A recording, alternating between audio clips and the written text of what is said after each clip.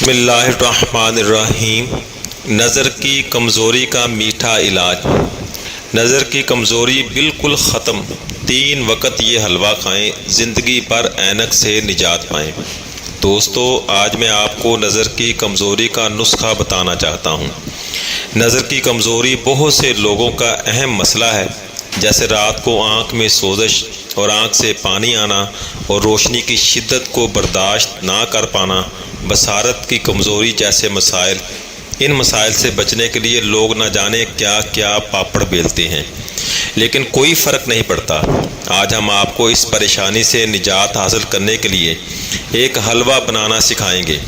اس کے کھانے سے آپ کی نظر کی کمزوری تو ٹھیک ہوگی، ساتھ ہی رنگت بھی نکھرے گی اور آپ کا قد بھی بڑھے گا اور دماغ کو بھی طاقت ملے گی۔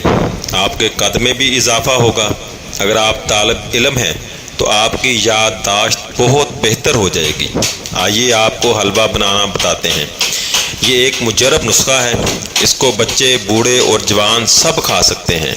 اجزاء: گاجریں 1 کلو، گائے کا دودھ 1 لیٹر، دیسی گھی 150 گرام، پستہ 150 گرام، کشمش 150 گرام، زعفران 1/4 چائے کا چمچ، بادام 150 گرام۔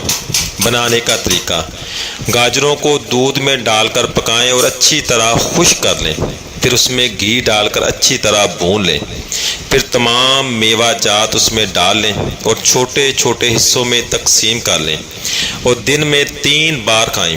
انشاءاللہ آپ کی نظر ٹھیک ہو جائے گی۔ انشاءاللہ دعاؤں میں یاد رکھیں۔ اللہ حافظ۔